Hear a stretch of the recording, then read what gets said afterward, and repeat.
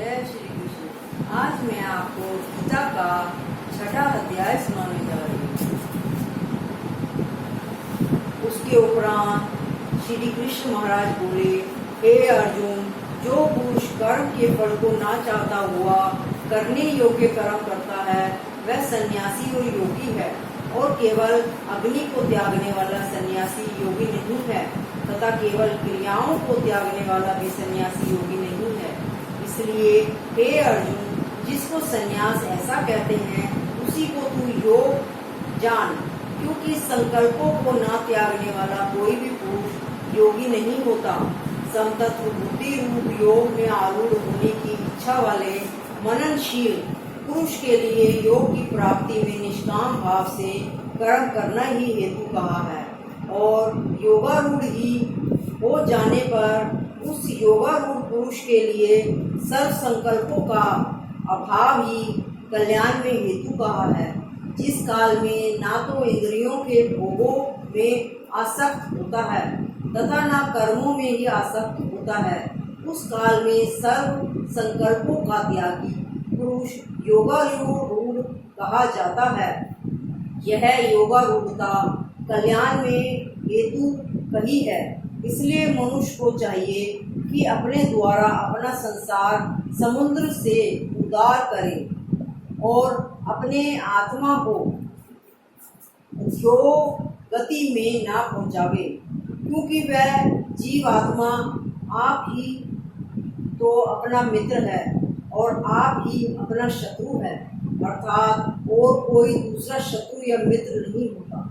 उस जीवात्मा का तो वह आप ही मित्र है कि जिस जीवात्मा द्वारा मन और इंद्रियों सहित शरीर जीता हुआ है, और जिसके द्वारा मन इंद्रियों सहित शरीर नहीं जीता वह है, उसका वह आप ही शत्रु के सदृश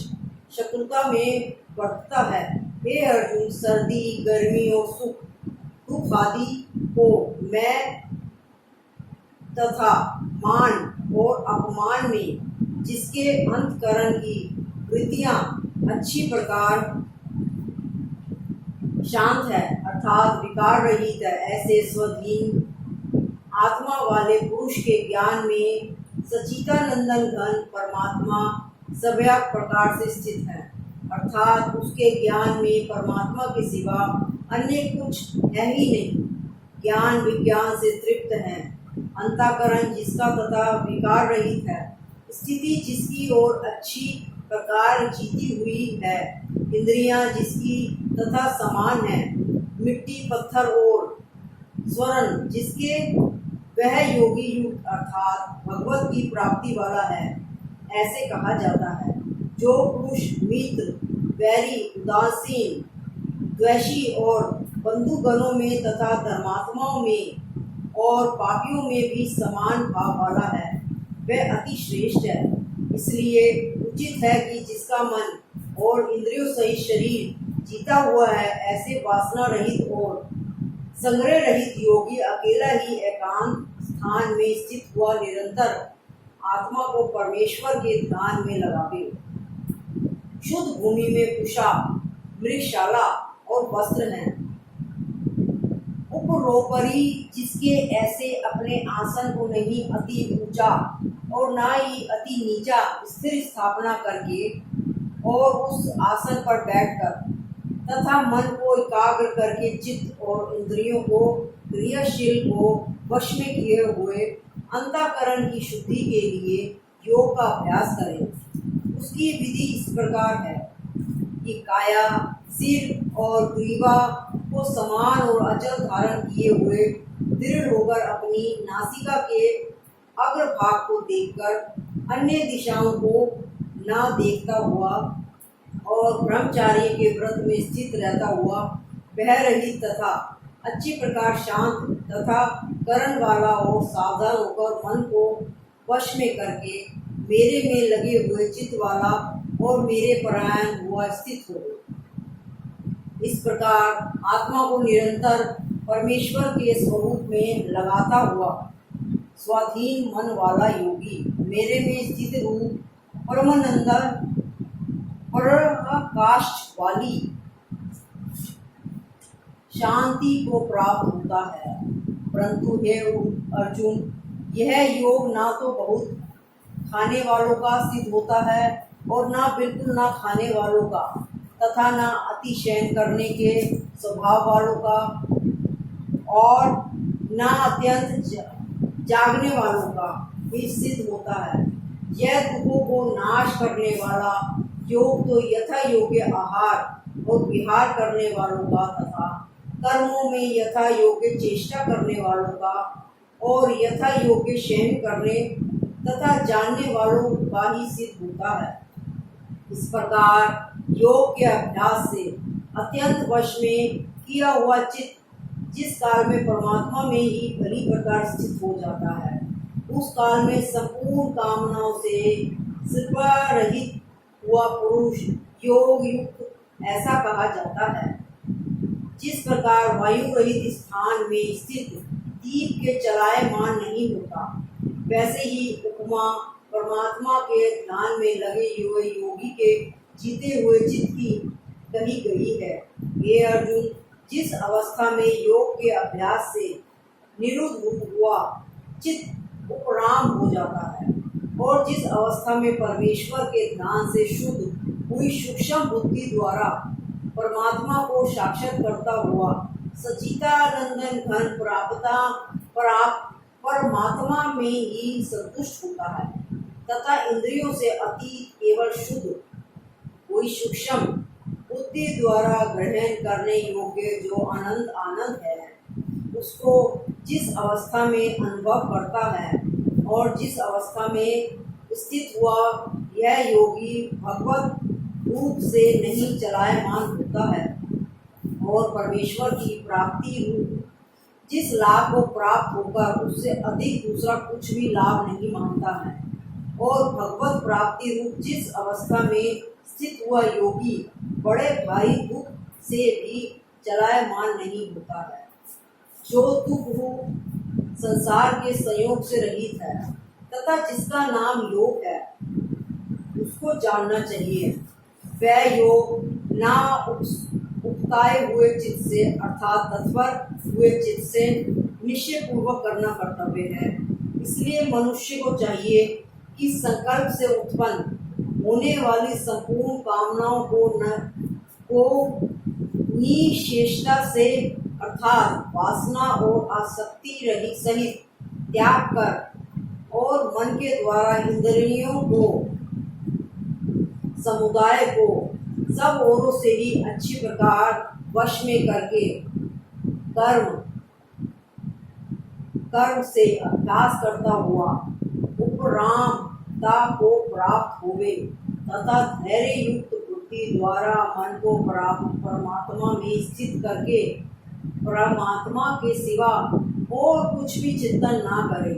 परंतु जिसका मन वश में नहीं हुआ तो उसको चाहिए कि वह स्थिर न रहने वाला और चंचल मन जिस कारण से संसारिक पदार्थों में विचरता है उसमें से रोककर बारंबार परमात्मा में ही निरोध करे। क्योंकि जिसका मन अच्छी प्रकार शांत है और जो पाप से रहित है और जिसका रजोगुण शांत हो गया है, ऐसे इस सच्चिदानंदन घन ब्रह्मा के साथ एक ही भाव हुए योगी को अति उत्तम आनंद प्राप्त होता है। वह पाप रहित योगी इस प्रकार निरंतर आत्मा को परमात्मा में लगाता हुआ सुख पूर्वक परम ब्रह्मा परमात्मा की प्राप्ति रूप अत्यंत आनंद को अनुभव करता है। हे अर्जुन, सर्वव्यापी आनंद चिंतन में एक ही भाव स्थिति रूप योग से युक्त हुआ आत्मा वाला तथा सब में समभाव देखने वाला योगी आत्मा को संपूर्ण भूतों में बर्फ में जल के सदृश व्यापक देखता है और संपूर्ण भूतों को आत्मा में देखता है। अर्थात जैसे स्वप्न से जगा हुआ पुरुष स्वप्न के संसार को अपने अंतर्गत संकल्प के आधार देखता है, वैसे ही वह पुरुष संपूर्ण भूतों को अपने सर्वव्यापी अनंत चेतन आत्मा के अंतर्गत संकल्प के आधार देखता है। जो पुरुष संपूर्ण भूतों में सबके आत्मा रूप मुझ वासुदेव को ही व्यापक देखता है और संपूर्ण भूतों को मुझ वासुदेव के अंतर्गत देखता है, उसके लिए मैं अदृश्य नहीं होता हूँ और वह मेरे लिए अदृश्य नहीं होता है, क्योंकि वह मेरे में एक ही भाव से स्थित है। इस प्रकार जो पुरुष एक ही भाव में स्थित हुआ संपूर्ण भूतों में आत्मा रूप से स्थित मुझे सचिता नंदन घन वासुदेव को भजता है,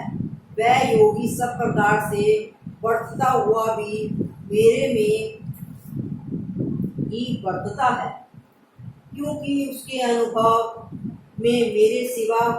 अन्य कुछ है ही नहीं। हे अर्जुन, जो योगी अपनी सदृश्यता से संपूर्ण भूतों में सम देखता है और सुख अथवा दुख को भी सब में सम देखता है, वह योगी परम श्रेष्ठ माना गया है। इस प्रकार भगवान के वाक्यों को सुनकर अर्जुन बोले, हे मधुसूदन, जो यह ध्यान योग अपने समतत्व भाव से कहा है,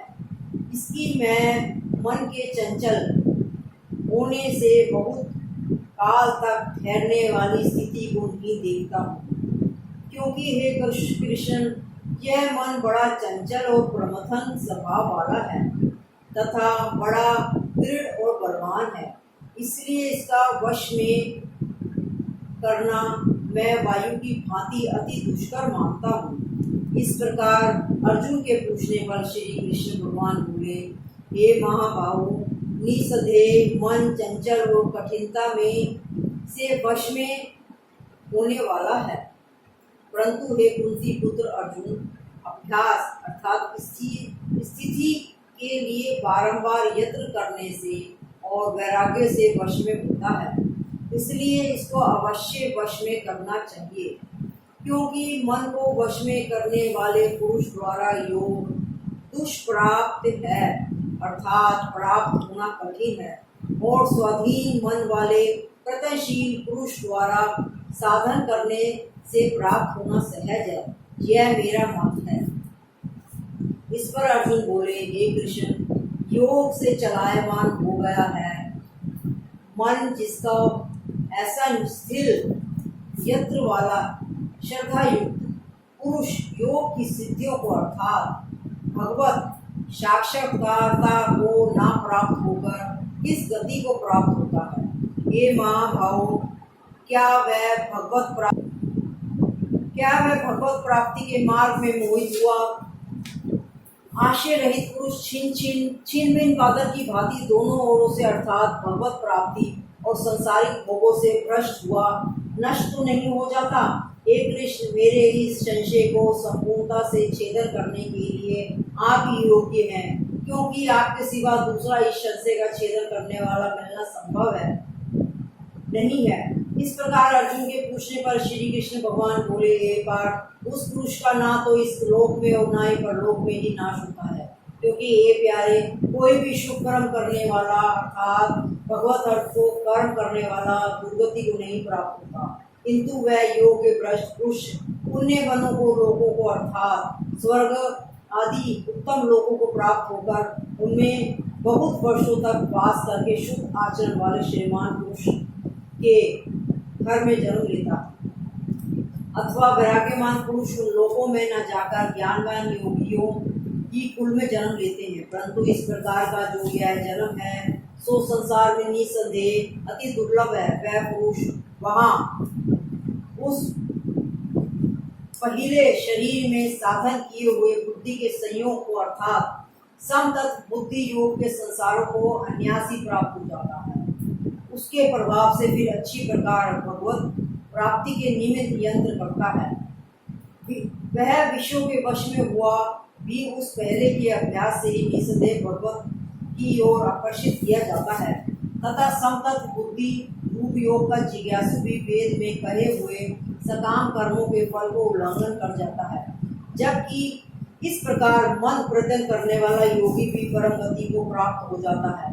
तथा क्या कहना है कि अनेक जन्मों से अंतःकरण की शुद्धि रूप सिद्धियों को प्राप्त हुआ शुद्धि रूप सिद्धि को प्राप्त हुआ और अति प्रयत्न से अभ्यास करने वाला योगी संपूर्ण पापों से अच्छी प्रकार शुद्ध होकर उस साधन के प्रभाव को परम गति को प्राप्त होता है, अर्थात परमात्मा को प्राप्त होता है। क्योंकि योगी तपस्वियों से श्रेष्ठ है और शास्त्र के ज्ञान वालों से भी श्रेष्ठ माना गया है। तू योगी हो अर्जुन, हे प्यारे, संपूर्ण योगियों में जो श्रद्धावान योगी मेरे में लगे हुए अंत और आत्मा से मेरे को निरंतर भजता है, वह योगी मुझे परम श्रेष्ठ मान्य है। जय श्री